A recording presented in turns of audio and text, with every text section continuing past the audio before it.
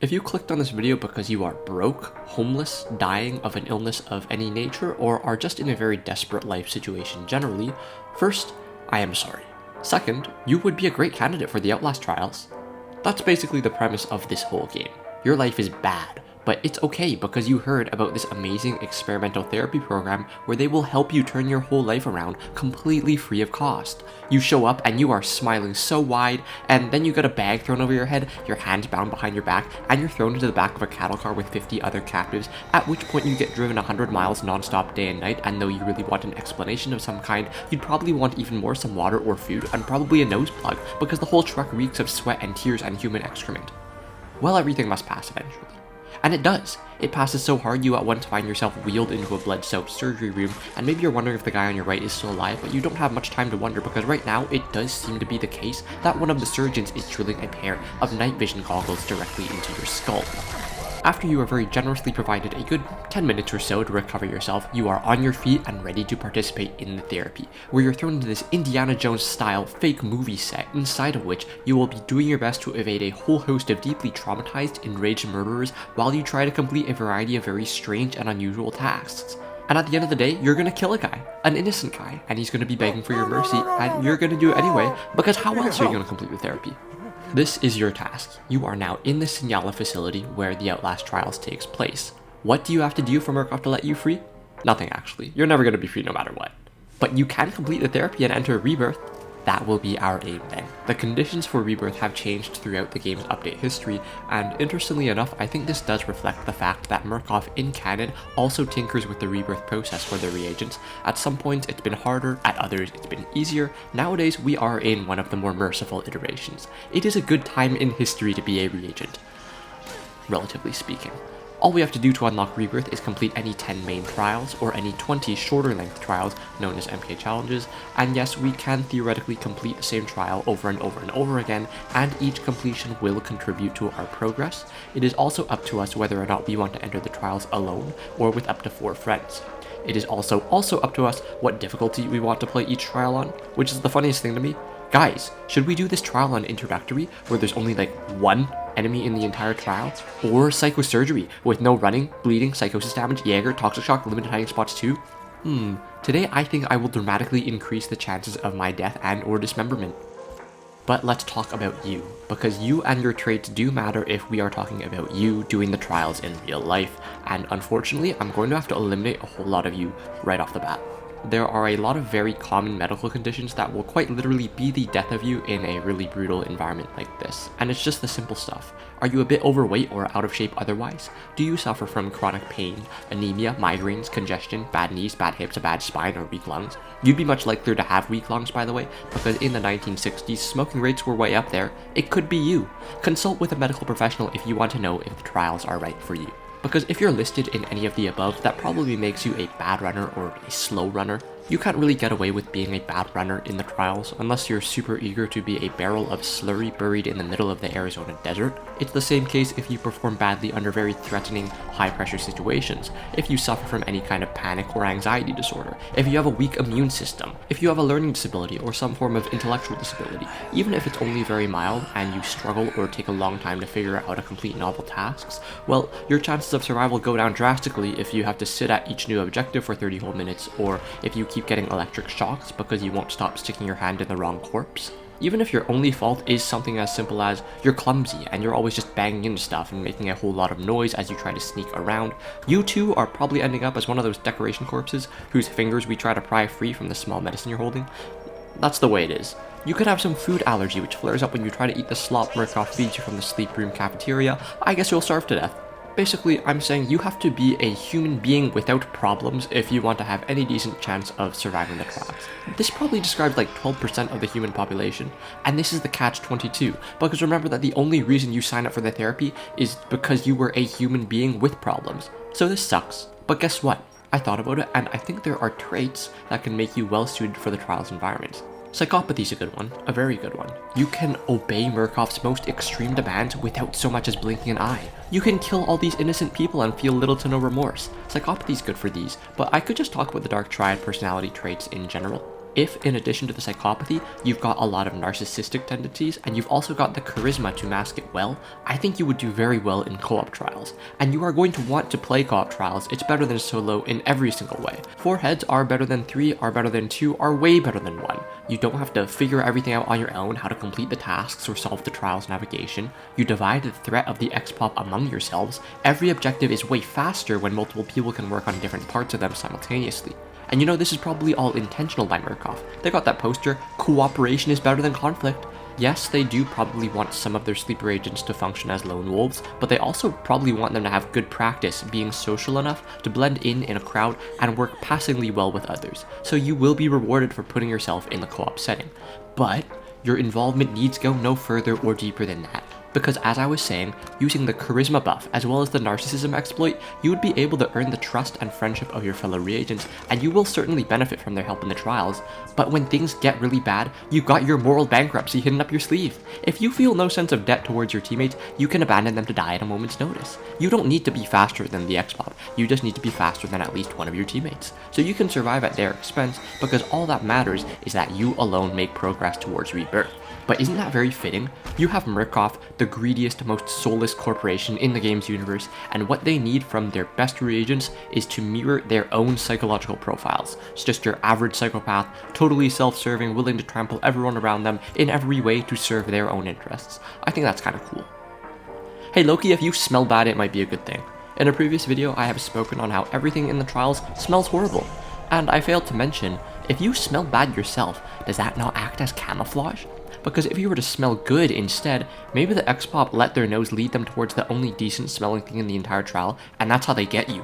But if you smell just like the rotting corpses all around you, you make yourself olfactorily indistinguishable. Enough. Let's talk about the trials themselves. And before we do this, we need to ask, for this thought experiment, will our real-life selves still possess all our knowledge about the trials from having played the games? And are the trials' layout and X-pop behavior exactly the same? Let's say no to the knowledge, but yes to the trials being exactly the same in reality as they are in the game, with one exception. I think the in-game X-pop AI is too predictable and not, human enough. Real human chasers would be way more persistent and way more thorough. Like the X-pop in-game just chase you down one hallway, they see you turn a single corner, and they give up.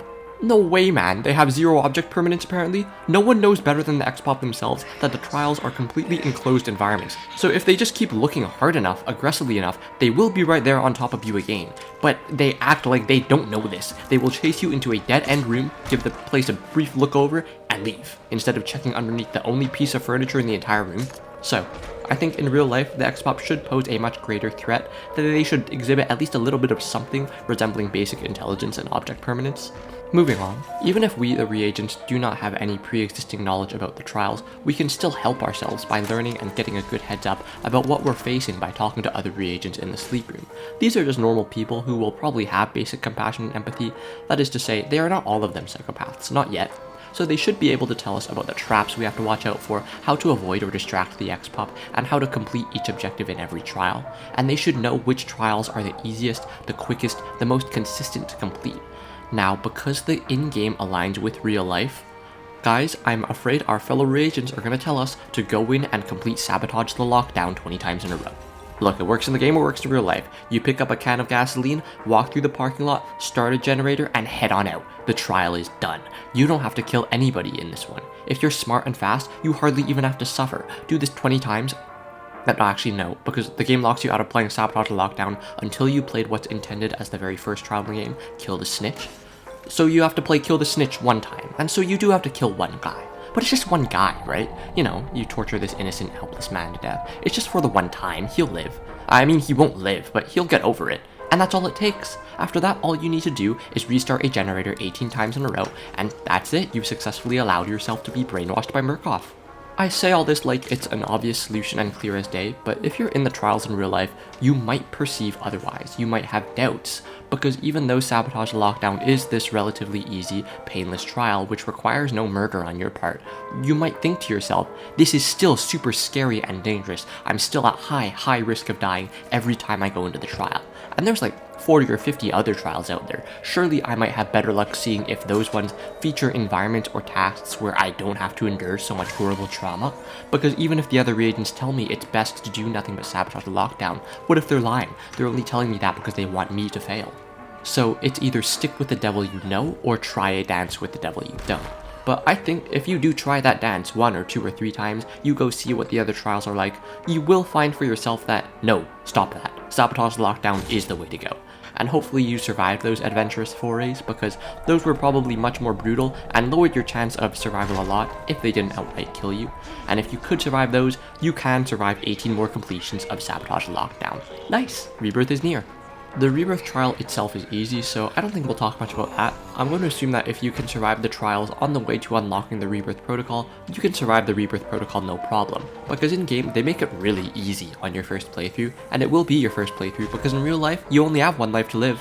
Speaking of which, I think I'm making this whole deal sound easier than it actually is, even if you do just cheese the whole experience by playing STL 18 times. Because I have to ask, has anyone watching this video in their first time playing the Outlast trials reached and completed their first rebirth without dying even a single time? I'll bet the amount of people who can answer yes is like 5% of the player base or less. And I'll bet that for more than 80% of that 5%, they were able to survive deathless only because they had their very experienced friends basically hold their hand through all their first trials, so they hardly had to face very many threats along the way. Which is a valid strategy, and I said we should employ in real life, so. I made a poll on the official Outlast Discord server a few months back. I was very surprised by people's answers. Guys, we see a lot of dead bodies in the trials. When we play Grind the Bad Apples, we have practically infinite bowls delivering us free heart stew. That is 1 heart per living human being, bro. Where do you think all those lives came from? But maybe you're saying to yourself, yeah, but so what if a ton of reagents before me died? Those guys are losers. I'm not like them. I'm different. That's fine, actually. I can accept that. Let me try another line of reasoning. When we watch playthroughs of the original games, Outlast 1 and Outlast 2, do not we always think to ourselves, at least in the very backs of our minds, how crazy is it that the protagonists, Miles and Blake respectively, are surviving all these chases, getting away from the enemies by the skin of their teeth time and time again. There's probably somewhere between 15 or 20 total chases in each of the games, and just surviving for that long under that much threat, you get the feeling that we are pushing the limit, that in terms of realism, the protagonist's luck has got to run dry at some point. It never does, but those games still teeter on the edge of believability because of it. In the Outlast trials, you as a reagent undergo 10 times as many chases or more on your way to Rebirth, and you have to survive every single one of those chases, every single one, because what does happen if you die even a single time? In the game, Murkoff can apparently stitch you right back up. They've got the medical technology to do anything, so you can get your mouth undrilled, your whole body unelectrocuted, your digestive tract reinserted back into your abdomen. Yeah. Can we agree on something? I'm going to break our contract one more time, but it should really be that if you die in the game, you die in real life. That is why I think it is so rare and unlikely for any reagent to survive the Outlast trials all the way to Rebirth. I think it has to be no more than 3%, generous overestimation, of reagents who succeed.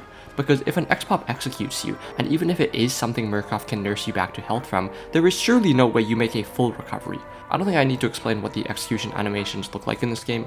You will probably never return to 100% physical fitness, you've got some terrible additional psychological trauma to contend with, you probably have 1 or multiple nasty scars, and you better pray they aren't somewhere obviously visible, because this is where I think Murkoff gets some of their victims from. Their snitches, their judges, their deviants and scapegoats, their union bosses and prosecutors and GZI.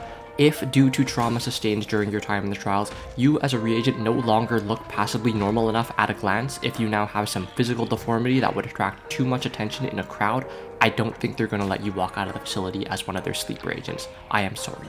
Because if you pay attention to a lot of these victims' voice lines, they claim that they did everything Murkoff asked for, and still Murkoff decided that despite all their efforts as a reagent, they're still going to end up dying for nothing anyways. Maybe that's why these guys are always hooded, their faces got all mangled by the X-Pop, they have a scar like Dorris has, so Murkoff couldn't let them rebirth, not really. And that could be you, that could be us. So guess what? Let's not die, not even once. So this becomes hard, this becomes very, very hard. But is there a light at the end of a tunnel? Actually there is, and in more ways than one. If you happen to be turned into a reagent very near the date of April 8, 1960, you could have pulled up to the Signal facility and then joined hundreds of other reagents preparing for the Amelia escape incident. Your timing could be good enough that you wouldn't even have to enter a single trial.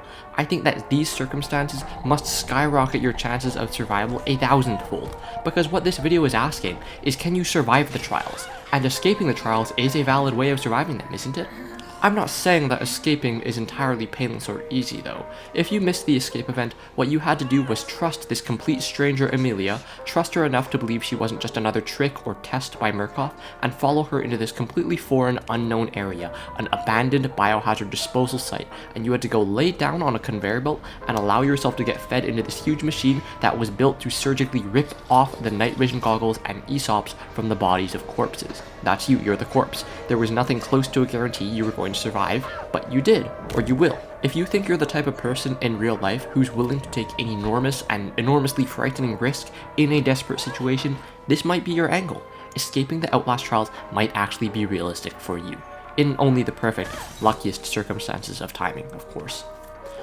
And then, you still do run into and have to evade Henrietta on your way out, this deranged ex-pop cannibal who wants to hunt you down because you look warm and soft and clean and tasty, which is a bit romantic if you think about it, but staying alive could be more preferable. I lied. Not really. If you do manage to escape the facility, you are alone in the desert wilds, there is no help in sight, nowhere to go, you most probably just treated yourself to a very slow and painful death to exposure, but you escaped the trials.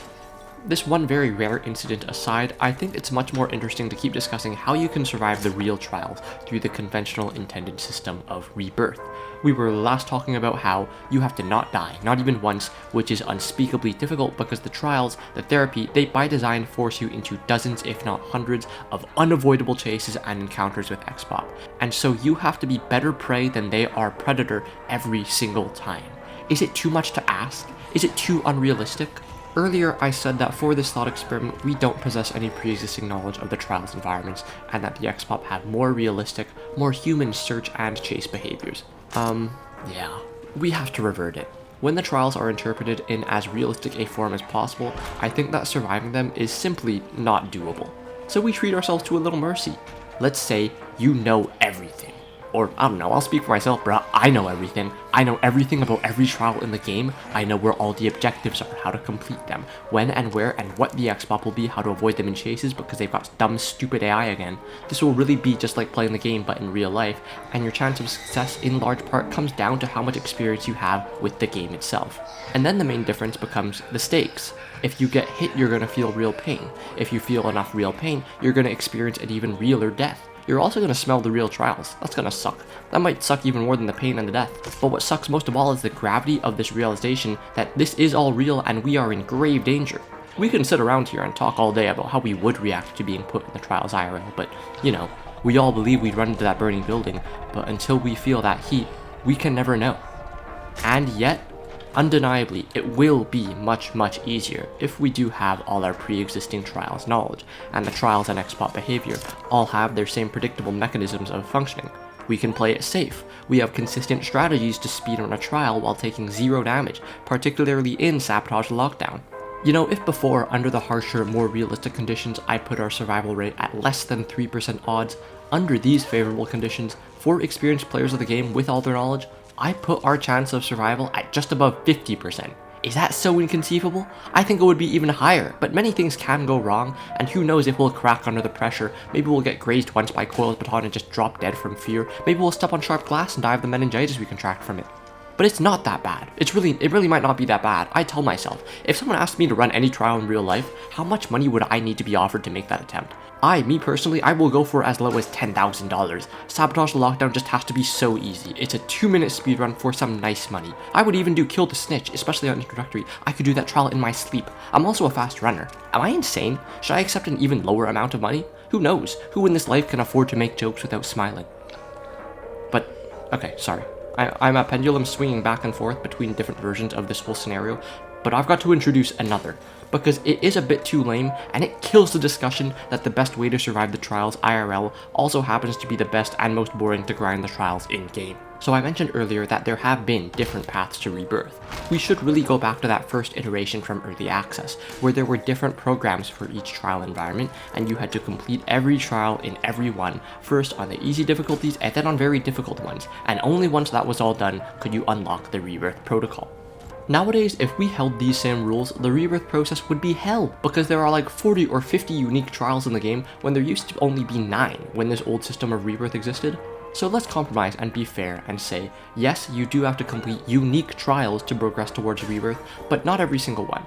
10 mains or 20 MKs. I really want to look at how the realistic perspective changes the very nature of the trials themselves. Something that hit me immediately was that there's a number of throwing projectiles objectives in the trials, and in real life, that is not as easy as the game makes it out to be. In the game, when you throw a heart or a bottle or a brick or a stun rig, it takes the same predictable flight path every time, more or less directly to the middle of your screen, with just a tiny bit of curvature to its trajectory. Do I need to say more? We know what it's like to throw objects in real life. The trash can has been missed with an 86% failure rate. Grind the bad apples might really become a grind, because we're probably wasting maybe 5 times as many hearts on missed throws as we normally would. Those carnival games are not designed to be easy. And then there's the ending of Liquidate the Union. It's the same deal. Something else to consider, you know the long jumps, the co-op jumps? In real life, I am not doing those. What about you? Are you that brave? Those gaps, they look scary. I might break my legs. I don't know if I can jump that far, or if my teammate on the other side is gonna grab my hand properly even. Maybe I'll do them only if I'm caught at a dead end or I'm being chased. But yeah, that is bad. I suppose I should not neglect to mention what comes up in all these discussions of realism. A lot of people often ask, especially for co-op play, why do we reagents not just jump the X-pop? Especially when they're reeling from blind mines or stun rigs, or down on the ground because of a brick. They are vulnerable for such a long period of time. There are 4 of us reagents together, we will just kill them! Yes, we can kill them, it is within our capacity. But understand, Murkoff is watching. It is more than likely there is an unspoken rule that if we try to murder the X-pop or prime assets, we are ourselves getting turned into X-pop, or worse, we are made into the trial victims like the snitch or the judge. This is not a viable path to rebirth. So, thanks for watching. I got a bit frustrated making this video because I kept feeling like there was the potential to dig so much deeper into certain parts of the discussion, but then I just kept jumping around to different topics and it didn't actually seem I could really talk about what a trial in real life would be like. Am I weird? Am I okay? All good. I would rather betray the world than have the world betray me. What? I would rather betray the world than have the world betray me.